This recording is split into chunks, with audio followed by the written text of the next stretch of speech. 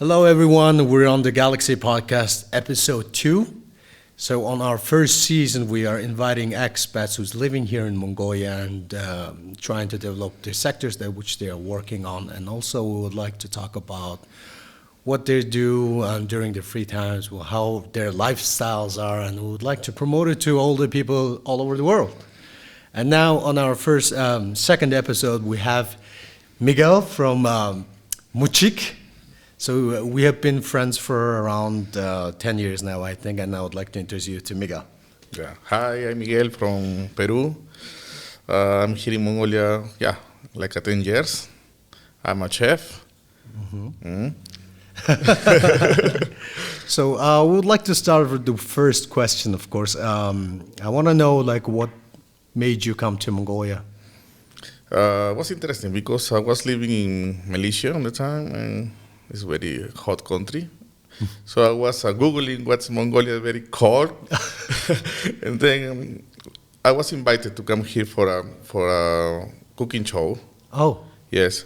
So for 3 days. So it was actually September was the first time. And it's like right now, it's like a cold for me from 30 degrees plus. By now, 5 degrees is like I'm the chiller, you know. So you came in September when you first ever came to Mongolia? Yes. Oh, so which year was this? On the time I was in the Mexican restaurant. That is almost about 7, 8 years ago? No? Basically 10 years ago. 10 years ago? No, 9 years. 9 years. 9 years. So also this is September right now, so it's your 9 years anniversary then. Okay, so sorry. Oh yeah, sorry. So the first time was September 2013. So it's 10 years now. Yes, 2013. Because coming here was Guantanamera, actually. Guantanamera, yeah. I've been there before, the Cuban restaurant, yeah. And there was another guy called Ernest, I think, right? Ernest from Cuba, yes. Yeah. Yes. Well, there were a lot of Cubans when I first visited there. And then all of them left because of the cold, is it? I think so. every year is like a 3 less. Yeah. And then this is interesting because our first guest on our season 1 was Craig Draper Johnson, and then this was also his 10 years anniversary. Oh yeah. Yeah, and then so what a coincidence. Yeah. And also, so as you said, you're a chef. So do you work in the same field right now? Yes, I do. So right now we open a restaurant. It will be 1 year in October 25. So it's called Muchik. Oh. Yeah, it's a Peruvian restaurant, and I make a fusion with Japanese, some Spanish stuff there. Yeah. Mm-hmm. Excuse me. So one thing I know from you is, even though you have your own restaurant right now, before you used to develop all these kitchens of people's restaurants, right? Yes. Could you mention those for us? Well, coming here, yes, I'm coming the consulting chef, training Spanish and Latin American cuisine, and developing here. Before in Malaysia, I was doing also Spanish Peruvian cuisine. Yeah, in Peru, Peruvian. Well, I tried to put some fusion from Asia to Peru. Yeah. So was good. I lost. No worries. This is nothing that you should be worried. Another thing that I want to know was how long did you live in Malaysia? In Malaysia was 6 years. You lived there 6 years from 2013. So basically you lived in Malaysia in 2007. 2008. 8. Yeah. Oh.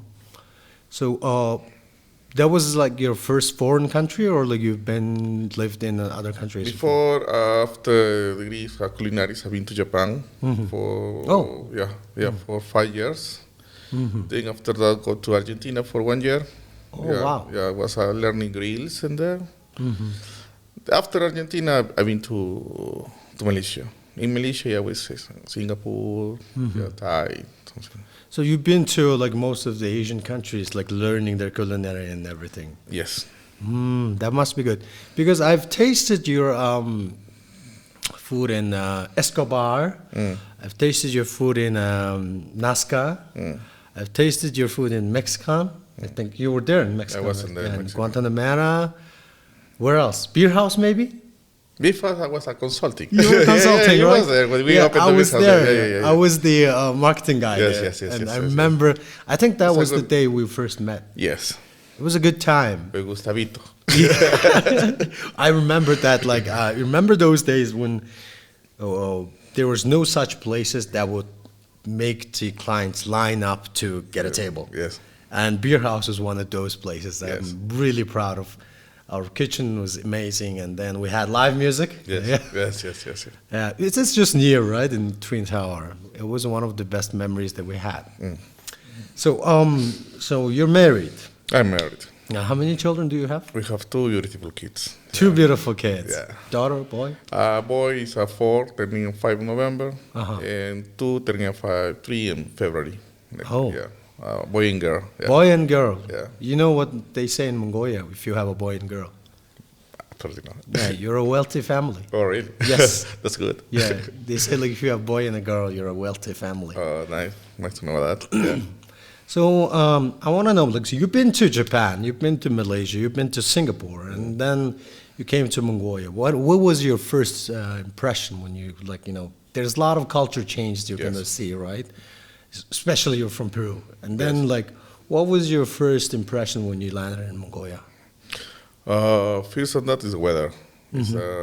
It's pretty chill all the time. I never thought it would be really cold because the first time I came only for 3 days. Oh, And then we saw hired, I think, in 2014, in June, I think so. I was hired to be here. So I accepted to be here for a bit time. And then I was extended.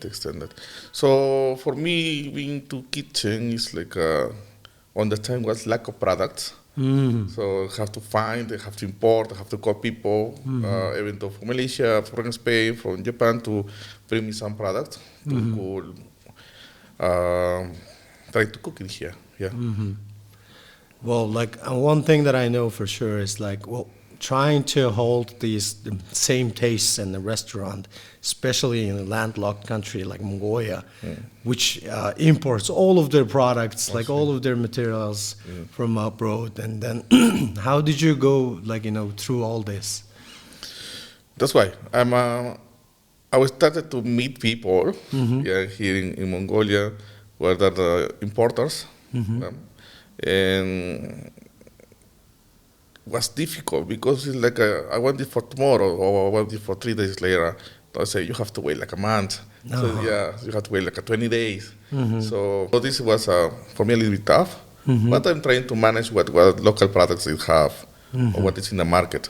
Yeah. Or, like, do you, like, sometimes replace it with other, like, herbs or? Yes. So trying to improve, try to get the similar flavor what I have tried before. Yeah. So you graduated as a chef. As a chef, Oh. in hotel hospitality, management, all this kind of stuff. Oh, wow. So you're one of the expats that I know, like, actually, like, you know, working on the field that you graduated on the same major. Yes. Yeah. You know, like, you know, in Mongolia, like, most of our people, like, I'm sorry that I'm saying most, maybe I'm right, maybe I'm wrong, but as far as I know, between my friends, like, usually most of them don't work in the, like, same major as they graduated to university. And then, like, when I look at even me, like, you know, I graduated here as an international journalist, and then after that in India as an IT engineer. Now I work in the marketing field for 10 years, over 10 years now, and then I'm loving this part. And then probably I think, like, because of the lack of, you know, our days were, like, you know, we were just first introduced to internet in 2000s and stuff, and then we were late internet users, right? And then probably that's why it was really hard for us to, like, choose our major. But then, like, you know, it finds a way. But then that's why when I meet people who was, like, working as the same age as they graduated, like I see them really doing a really amazing job. Because Yeah, for me it takes time because after I graduated I was working in caterings when I was a child until 19 when I visited to Japan. In Japan I was doing 3 years doing cars things because I still to learn the language, the Japanese language. so you knew a little bit Japanese. I do a bit Japanese, yeah. And after that, I was doing like a part-time in cooking because it's like I like to cook. And so mostly when I go to work in auto parts, my weekends I make barbecues, I make something with my co-workers, invite them to try. So they always I mix it, cook there, right? Yeah. So basically, did you like adopt the Japanese style from there while you were living there? Yes. I like the Japanese techniques. I like the cuttings. I like how the way they working too. So I'm trying to fusion in techniques and flavors as well with the Latin Americans. Yeah. We call it like a Nikkei food. Nikkei. Nikkei. Yeah. So let's get back to the family thing. Right. So you were married to a Mongolian. Yeah. So how was your we had this question asked from Greg too. So, and we wanted to know if Ahab. Oh, sorry by the way, the Ahab couldn't make it today because he got flu. This is the flu coming season. Yes. Yeah, and then everybody has children now who has to be worried, especially you and me, Yes. minors. So now it's like on August campaign for you have the vaccine flu. Yeah. My kid is already now it's running nose, but it's not getting fever or whatever. Yeah, a bad thing for me. I couldn't make it, so I had to get it done this month. Even yesterday. Yes. But then he got a flu. So it seems like if you got a flu, you can't take the shot. Of course. Yeah. Have to wait. So, well, that's that. And then what was it like to be married to a Mongolian? What was the the culture differences and what was the first things that you guys needed to go through? More than that, communication, because it's a language lack. So I'm speaking. My mother language is Spanish. Maybe Japanese I can speak 40%, something like this. My English is also 40%. So I started to learn Mongolian. My wife speak English and Korean. Yeah. So we meet in the restaurant. We speaking English, but he also English not too good and mine not too good. So we try to standardize. So that's basically we say the first sight love, right? First sight love, something and we try to communicate. Until now we have this issue, but we try to make our, yeah. But you have a better English now. Better English, yeah. But it's a certain thing, right? Like you said, you guys met first, and then you had 40% of English, and your wife had English and Korean. But you learned English in Mongolia. How come? Yeah, well, I was learning English in Malaysia, actually. Yeah, so... But the thing is, why we be compatible? Because she was living many years in Korea. So I was living many years in Japan. So when we talking, it's like a similar... behaving. It's kind of similar behaving, similar how to... So basically, the body gestures and everything would explain the rest. Something this. Where did you guys meet first? In Mexican. In Mongolia? In Mongolia, yes. So he came with friends and to having a dinner. I know one of his friends. And meet up, introduce to each other, say hi. And next time, the dinner is mine. Dinner's on me. And did you introduce yourself the next year's on me? I'm the head chef here. Yeah, basically, yes. So, was it the food? The time was summer. was summer. So was grillings. I was doing grillings all the time. Yeah. So I mean, like, was it the food that, like, attracted her? Oh, maybe, yeah. Maybe she was thinking, I will cook with her every day. Every time. But now we're married, so it's like a... 50-50? Maybe less, because of the whole day I'm cooking restaurant. Oh, and yeah. then, maybe weekends I'm there. Weekends the kitchen of the house is mine. Oh, okay. And then, like, I heard from some of the chefs that I know, they say, like, I asked them, like, you're a chef, and then, like, do you always cook at your home? And they said, like, no. Yeah. We want to have different people's food. Yes, yeah. Because I cook every time. This is my, like, that's what I do for a living. I'm too tired and then too bored of, like, eating my own food. Is it true? That basically, yeah. You want to grab a sandwich, but when you cook it at home, you cook it with love, with passion. So it's like everything is. Restaurant is like also we cook with passion, but in home is with more love. It's more love for your family, for your relative, for people who you really love is there or coming to visit you. Want to try something, yeah. I also want to know that, like, how hard was it for you to, like, now you're running your own restaurant, and how hard was it for you to build up a restaurant from scratch in Mongolia? What was the upsides and the downsides that you faced before? Maybe materials, maybe to building materials. So you have a nice design or nice something, but the timing you have to wait. If you wanna create some wall or something, you have to wait a bit. This is some of my also the kitchen equipment. Kitchen equipment different kitchens have different kitchen equipment, so you have to import it. Yeah. So this is There's no particular shop that you can go and buy. You have to order it. You have to order. Here have a shops. Now have maybe 3-4 shops, but it's like a standard conventional one. No, so not that specific. Not specific what I wanted for this kitchen. Yeah. I want to know, like, what Peruvian food, like the main dishes are. Like, is it like, let's start from the meat. Like, so which meat do you guys, like, usually use on Peru? In the grills, I use tenderloins fillets.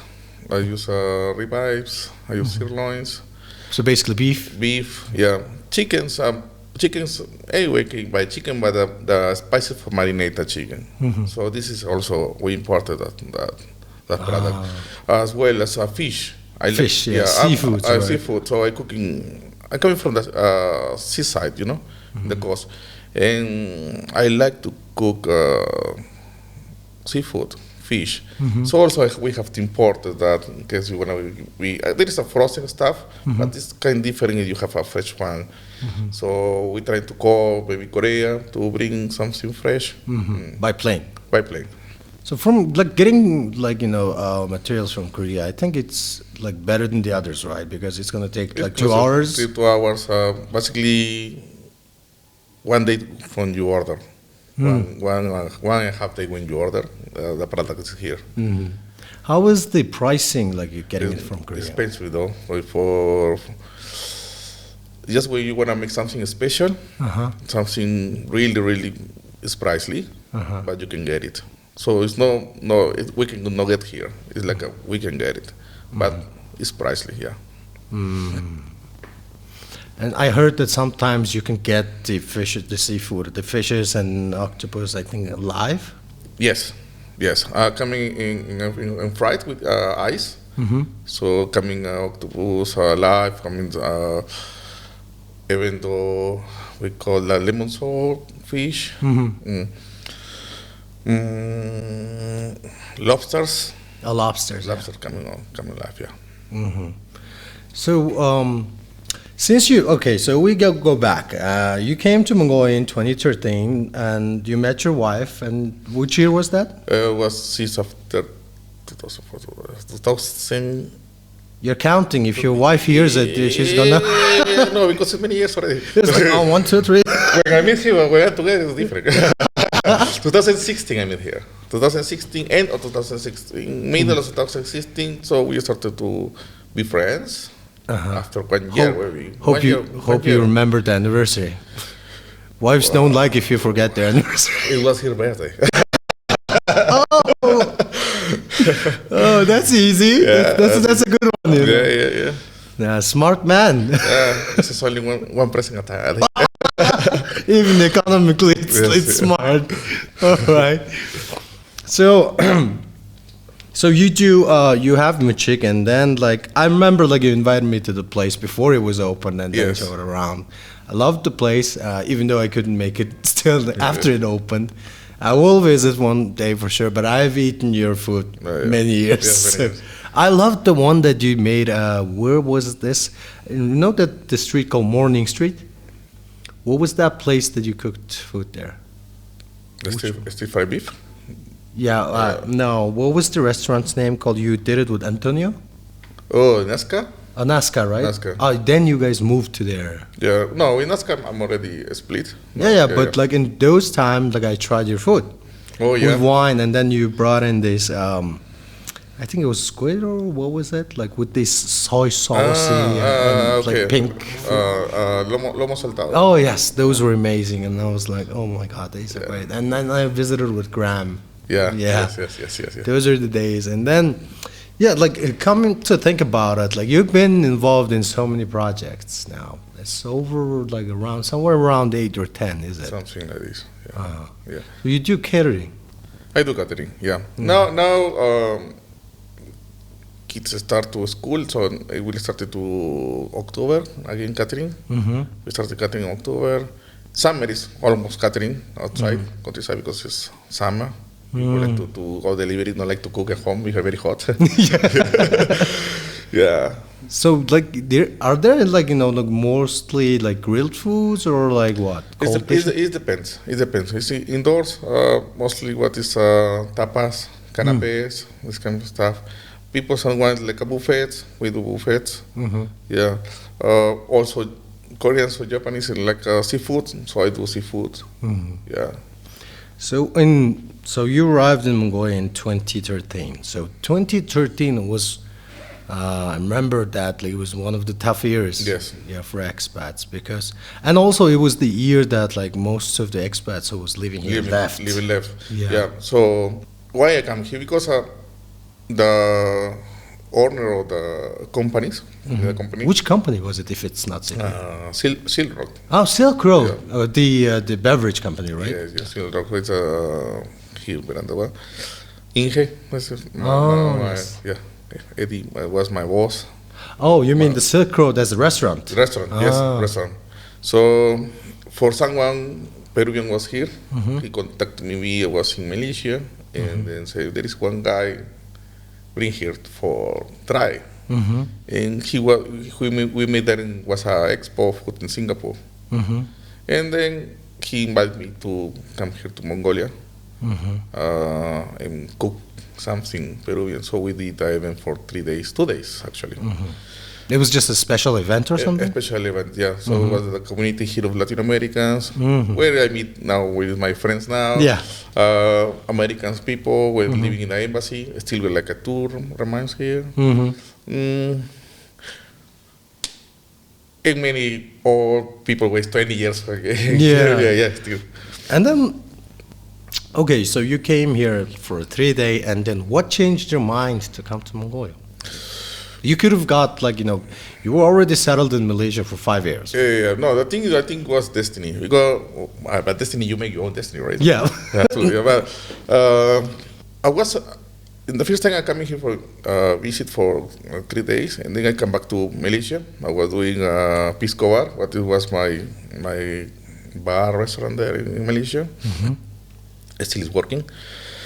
And then I had an accident in the leg, in the motorbike. So I was standby for 3 months. I couldn't put my feet in the floor. Oh. So after the 3 months, I was standby for two more months for rehabilitation. So that time, Eddie before that invited me again and said, "Come here. Maybe you can be consulting for 1 or 2 months. We open a new bar, new restaurant. It was in Gundam. Gundam View. Yes. Yeah, yes. So we will open soon. But it will take a little time. So meanwhile, this time I was with scratches in Mexican, Guantanamera, and Silk Road, just doing some papers, some menus, developing menus until the new restaurant open. So it will take almost like a 6 months, 7 months. So it's like a 3 months. After the 6 months, got extended. yeah, Huh? got extended. So in Malaysia, I was almost done there. I was doing another type of contracts. After 3 years, I decided to almost leave Mongolia. But after 3 months, I met my wife. I mean, what is my wife? So that made me to change. Oh, wow. That's interesting. Okay. So basically, like, meeting your wife would like change it forever. Maybe forever, yeah. Maybe everything. Another question. What do you do, like, during your, like, weekends or like free times? Where do you go? Oh, With your family, I mean. with my family, with my closest friends. I like to cook actually. So my Even your free time is a work. yeah, my free time I like to invite people to. For example, this Sunday we will do multicultural food. Oh, so wow. Colombian, from Bolivia. So is it like everybody can cook and bring, Yeah, or like you will cook Yeah, everything? can cook and bring something like this. I cooking something special, so we meet meeting with food. Yeah, in summer grilling also. I like to drive. This summer I bought a motorbike, but I couldn't drive at all because I was busy. But mostly I get a car, put fuel with my family. We drive and Take a trip. until we stay somewhere or until the fuel is gone. Yeah, And then you stayed there for a week because of the petrol? maybe no, almost 2 days. No, long because do it to work. Yeah, yeah, maybe mostly this was like 3 nights I think this summer. Yeah, yeah. So where do you hang out? Like in the city then? In the city, it depends. Depends the mood. Depends on the mood. The mood depends. Mostly in the restaurant, but Is there a particular place that you always go?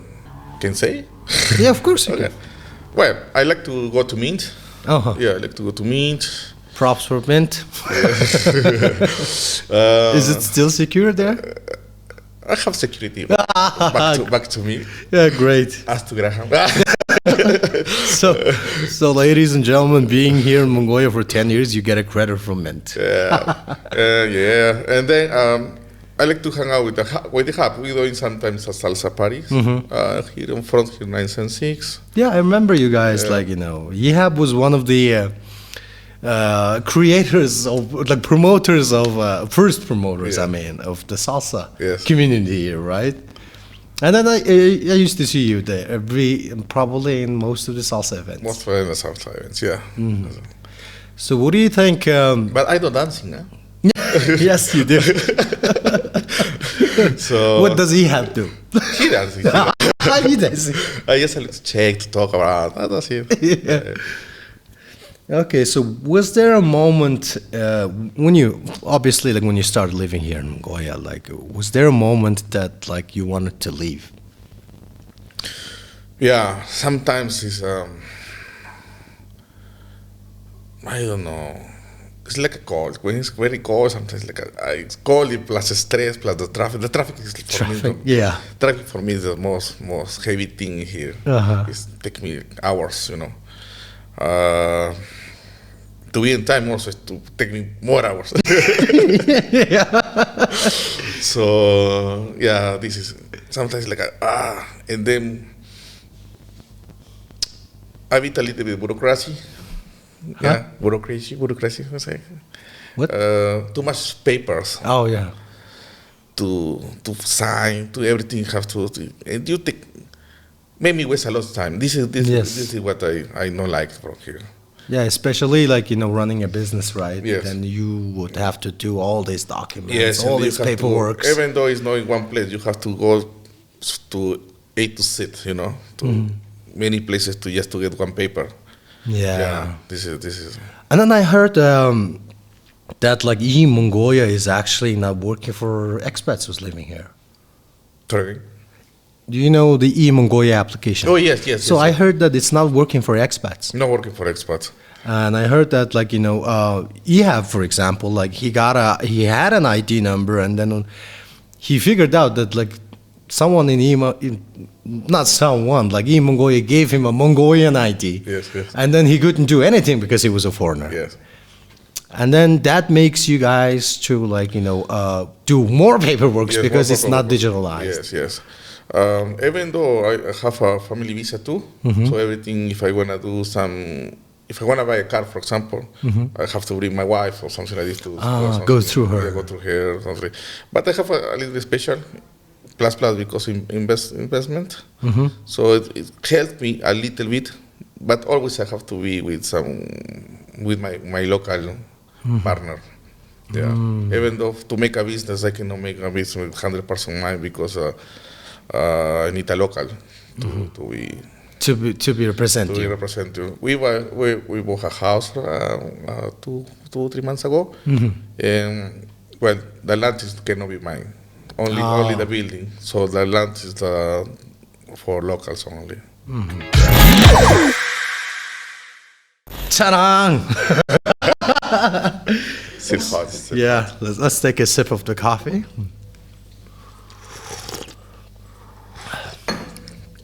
So let's continue. Where were we? Ibiza. Ibiza? No, Ibiza. The immigration permit. Oh yes. Oh yeah, the E-Mongolia. E-Mongolia. Yeah. So, is like E-Mongolia turning out to be a big problem for you guys? What do you think? No meaning. I mean, you wanna do this paper because you're thinking you can do stuff in Mongolia, but in the end, it's no helps because you have to get license for everything, and renew your visa every time. This is so. For what is this privilege to have a Mongol, no? So what's the downsides of running a business in Mongolia for you? Again. What is down? What's the downsides of running a business here in Mongolia? Oh yeah, being a business owner. Yeah. Taxes ways, papers. Papers is like license. For example, to get license, it take you long. Normal countries like 15 days, yeah. But he's 3 months, 4 months. Especially like the alcohol license. Alcohol license take like 6 months. Yeah. So we have to wait. We cannot do anything now. Parliament people is changing, so we have to wait until it gets changed. They get new ones and then new people. Yeah. So we have to wait for that. That thing. Taxes is okay. I mean, it's normal. Every country have this kind of problem with taxes. Mongolia is twice per year. You can handle it. Well, yeah, but licenses. If you want to get license, you want to move something. Yeah, this is the issue. So there is usually, like, in micro business, and it's divided into two, right? Micro and macro businesses. So probably we are being the micro ones, right? Probably, yeah. Probably, but then it also says, like, there's a law that the tax law is like, if you make less than 300 million a year or month, I think, that you can, like, pay by the simplified law, which is 1%. 1%. So do you? I'm agree with this. It's fine. Yeah. Also, it's also good for foreigners. Good for foreigners, yeah. But being a foreigner, micro business is not that good, yeah. Making micro money is not it's not a profit. yeah, true. So how many countries you've lived before? Like I know Singapore, Japan, and then Malaysia and Mongolia. Yeah, Argentina. Argentina. Yeah. Peru as my main country, but I travel in many countries around. Living just main countries. I was Peru, Japan, Malaysia, Singapore, Argentina, and now Mongolia. So, is there anything that like you wish that the government would have solved for expats? Like, if this could be solved from the government, like it's really helpful for the expats running a business. I really maybe a longest terms of license, because every time we have to renew every. What license are you? No, for example, visas one. Visa one now is every month you have to renew visa. Ah. Yeah, and then Even though you're married to Mongolia. No, married to Mongolia is like yearly, but it's not allow you to make business because it's because you have to do under wife and everything. If you wanna make your business, you have to make a work visa. Yeah, so you have to change or upgrade your visa in that way. So this is the issue. The another one is like you working visa. Before was like 6 months, 1 year, so you can able to make some project, no? But now it's like 1 month, every month you have to renew. Oh, really? Yeah. So it was 6 months in 1 year. Now it's every month. Every monthly. So monthly they say, okay, this finishes month, next month you have to leave in 15 days. Oh, really? When did this happen? Well, this coming like last year, something like that. Really? They want to hurry, for example, it's like a monthly. So you don't have a long terms contract sometimes now, 6 months. Yeah.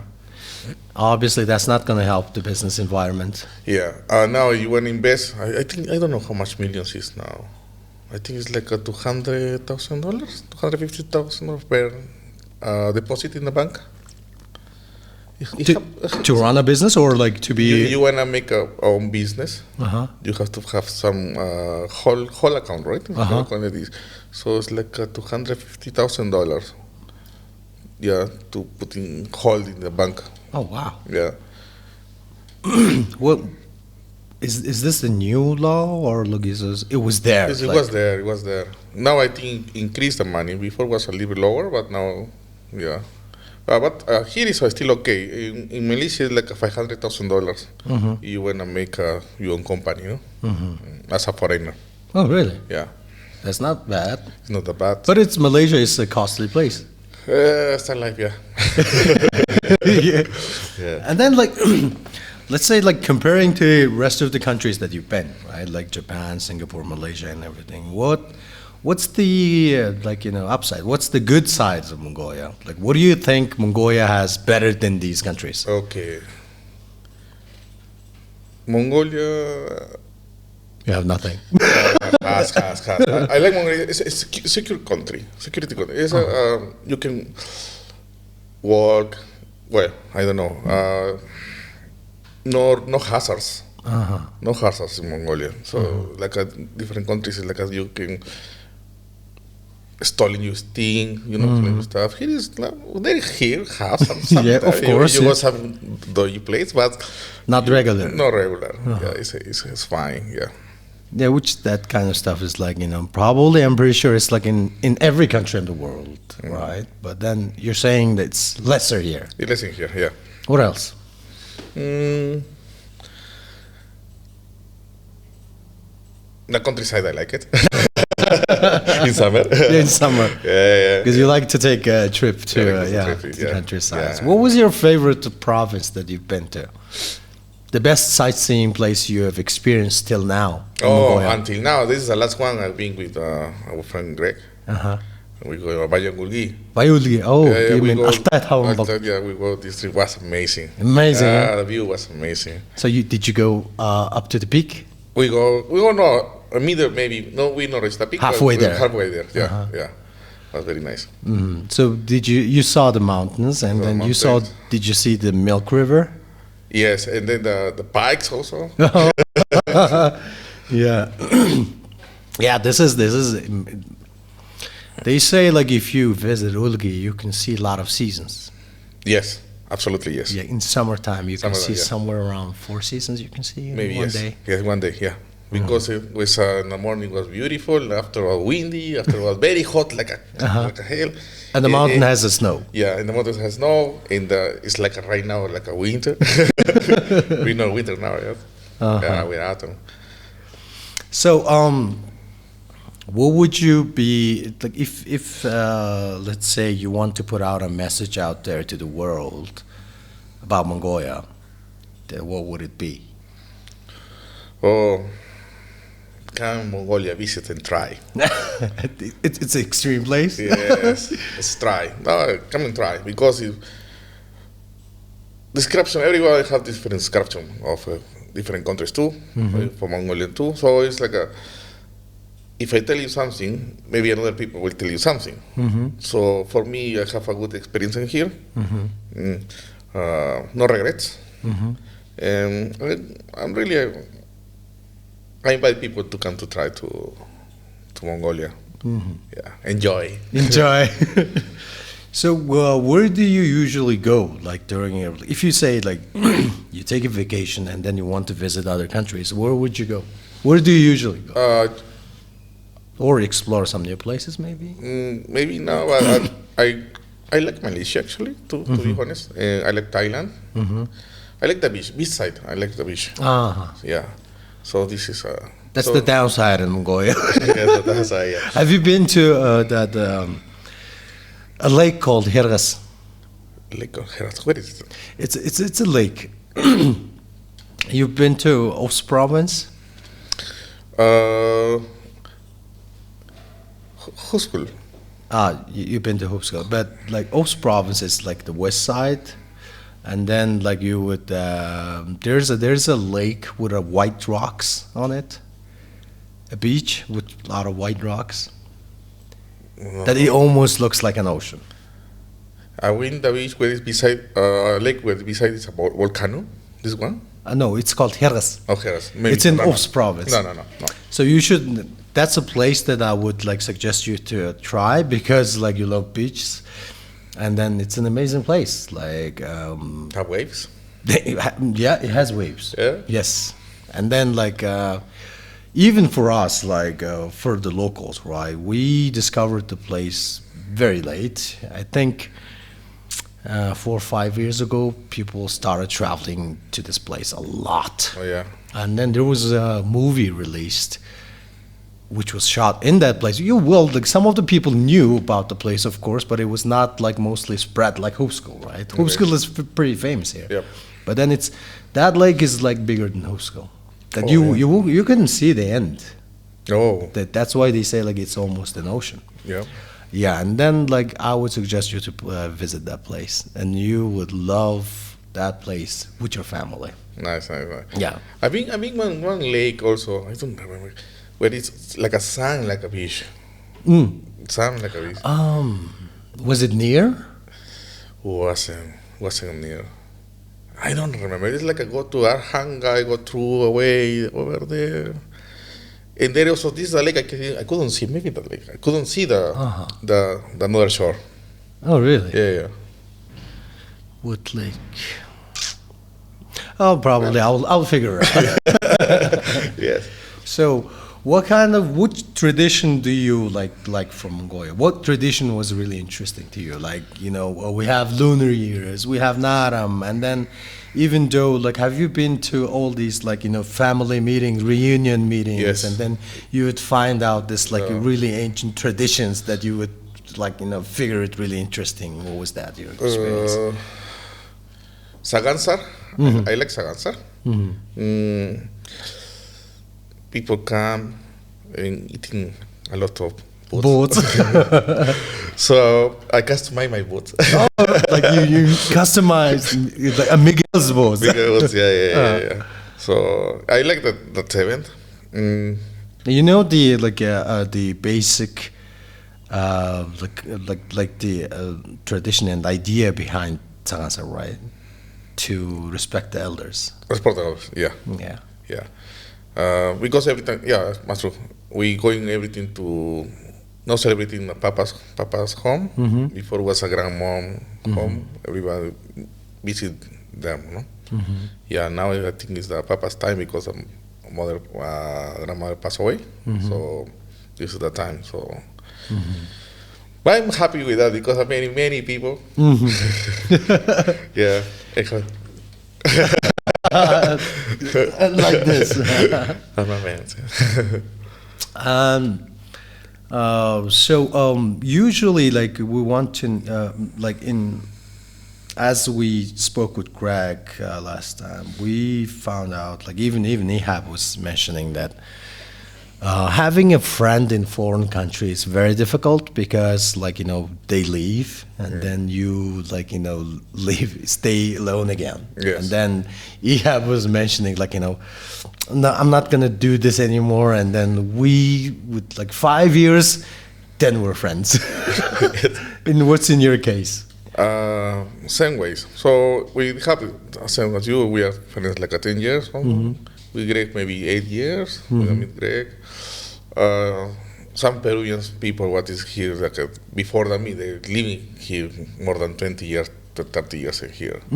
Yeah, and they, of course, now is the father of my friends. Yeah, so I think it's already a small community in here, Latin Americans, even though not sure to be Peruvians, but it's Latin Americans, Americans as well. From another countries. They have a French guy who was living also 20 years in here. And it's, for me, my side is nice to have a restaurant because everybody come to restaurant and visit. Even the new ones. And the new one, of course. And then we talking, we still you here, and we still have maybe projects, or maybe they tell me every year, tomorrow I'm leaving, but still 1 year more. Never left. Never left. Yeah. So this is what is happening. Yeah. So how do you usually choose your friends? Good friends. How can I say friends? You meet people, no? You meet people. It's like you meet people, and then friends is like people you hanging out. And brothers is like even though you friend, but it's like a family already, right? Yeah. So friends in common is like we go to party, we go to some meetings, and good friends is like you already make invite to your home to participate with you, do everything, something. Even though these Mongolians festivals is with you, even though he's foreigner. Yeah, this for me is like this. For me, friends in here like be my family, what is not in here.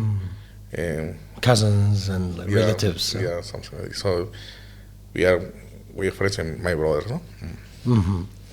So, what do you think about, like, as you're in the hospitality service, of course, like, what could be the next step of the hospitality service here in Mongolia? What do you think that the next step should be? What would be your advice to the local businesses, like local restaurants that they're running, and then what's the mistakes they're making? What do you think they should do on the next step? Hospitality is really important for my side. No?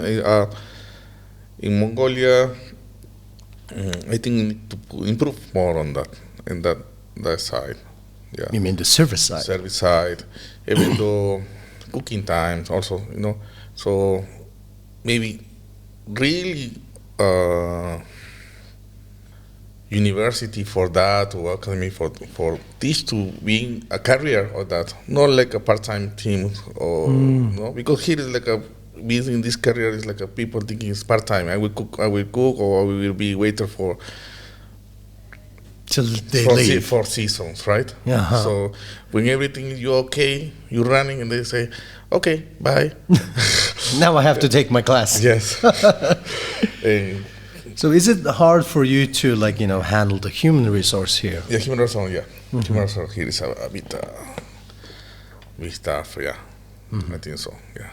This is the heavy part. This is my heavy part, yeah. Yeah, I think, like, human resource here is like it's on every sector, is it? Yes. Like, not only like hospitality, not only like marketing company, where in every field there's a lack of employees. Yes, yes.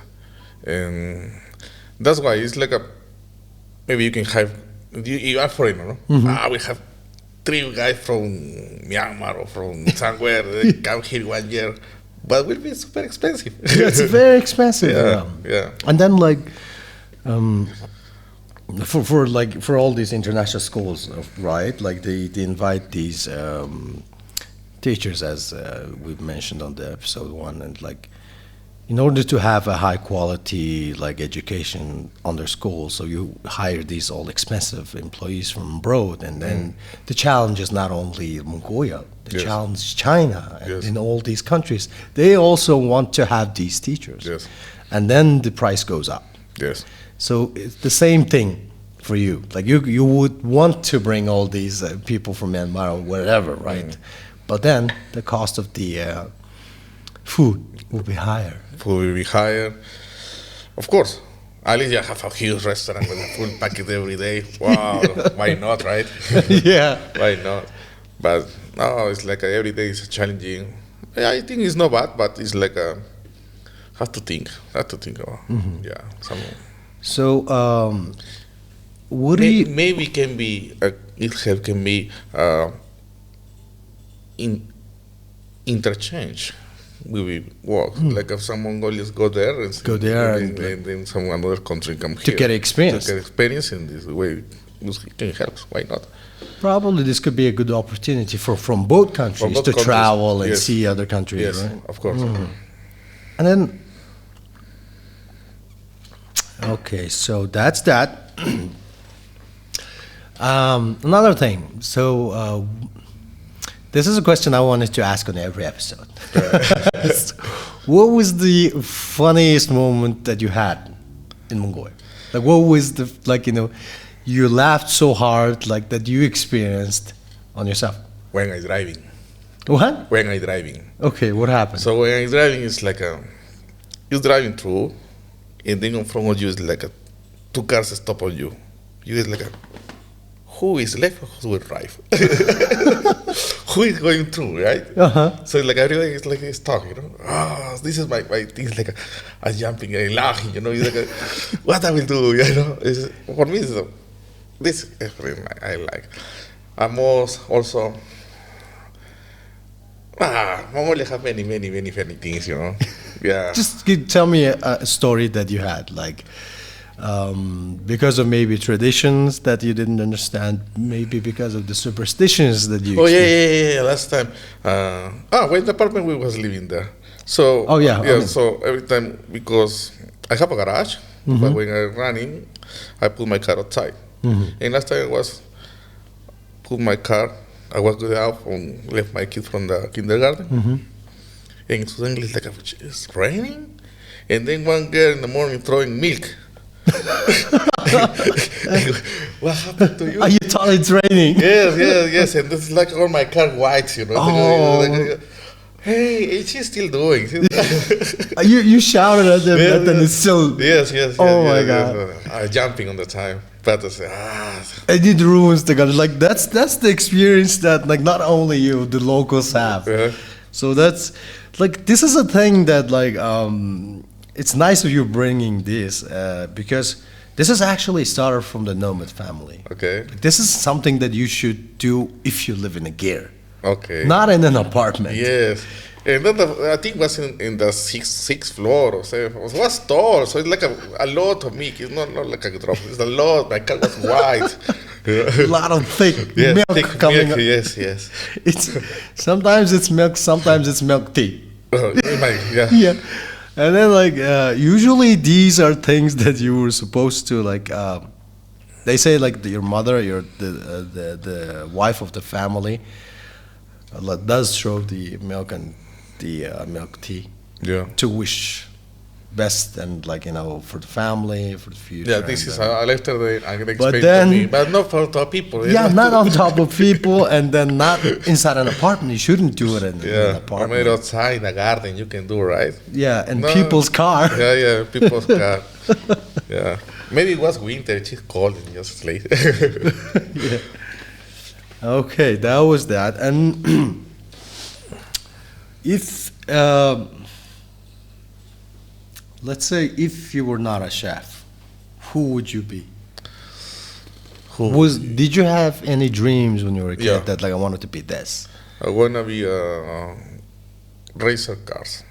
I wanna race cars. Oh, really? Yeah, I like cars. Uh-huh. So maybe I will work a lot and just spend everything in my car. Spend everything on your car. That's not something that your wife would like. No, no. Yeah. And what was the happiest moments that a local person gave you? Like who made you really happy? What was that? Was there any moment, I mean? A local person gift. Yeah, a Mongolian local person made you really happy, then you got really excited. My wife. Oh. Yeah, she gave me my kids. Oh, Yeah. you gave me a very typical answer. No, but this is the truth. The truth. Yeah. Yeah, this is very true, of course. And then like two beautiful kids, Yeah. grown, healthy. New life, because it's having kids a new life. Yeah. Another kind of thinking. That's very true because I have a 2-year-old, and then I'm actually one of those guys who got married, who got a child late. And then till I got a son, I never realized actually, like how, like I thought like I was living meaningful till I got a son. Yeah. Now I know, like okay, this is totally different. You get a purpose, and then like you become happier to go home, because before like you would go home alone, Yes. and then you wanted to go back out. Yes. Because so those were the days, right? So okay, so is there any plan for you in the far future that you wanted to open another restaurant or like a branch out maybe? Yeah, I wanna do another like branch, small outlets of restaurants, fast foods ones. Yeah, I saw here because I think it's not like a copy. It could be paid because I saw that these companies, CU, GS, they do this like a fast food. Yeah. Okay, so for me, it's not the idea putting in the convenience store. Is put something in nice price to mass people. Yeah, this is Or more of like a takeaway kind of a more thing? like a takeaway. Yeah, takeaway catering. And do caterings. Yeah, this is my new Zoom project is coming soon. Yeah. Oh, okay. So Yeah. hope wish you best of luck on Thank that, on the new project also. Is there any message that you wanted to, because we're like coming close to the end of the podcast, Yeah. and is there any message that you would like to leave to the audience? A quote Yes, that you come up with. Yes, be cool. Mongolia is a cool country. Yeah, Mongolia is a cool country. As a foreign as a cool country, and just stay cool because here rules is different. People have another way to talk, to think. So try to be the more coolest as possible, and everything will be chill. Yeah. So, like, you go out party. You already mentioned earlier that you go to Ment, right? Is there any like like particular restaurant that you would? Oh no, I'm gonna change the question. Yeah. What is your favorite Mongolian food? Mongolian food. I like the dumpling soup. Dumpling soup. Yeah, Mongolian The dumpling soup. tea one or the soup? No, one? the soup one. Soup one. And beef.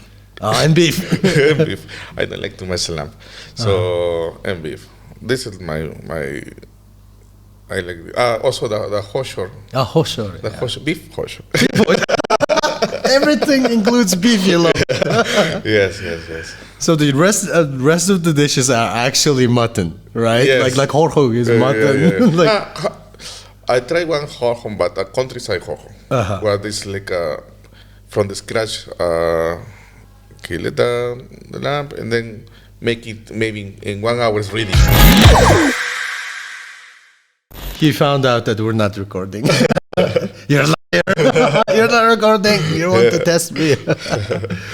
Yeah. So I would like to leave the last moment to you if you want to put out a message. If there's anything like, that you left to say, you can. This is your moment. Right. Yes, thank you to you Maggie, for inviting me for this postcard. Thank you. For me to be in Mongolia was like a lot of surprises. Every day is something special, or something sometimes no good, but mostly it's special. Since I came here 10 years ago, this country developed a lot. Now it's a big city, more cities around, like a German. And other people is looking this and hearing this. I invite to come here. It's not like the cult is. It's a bit cult.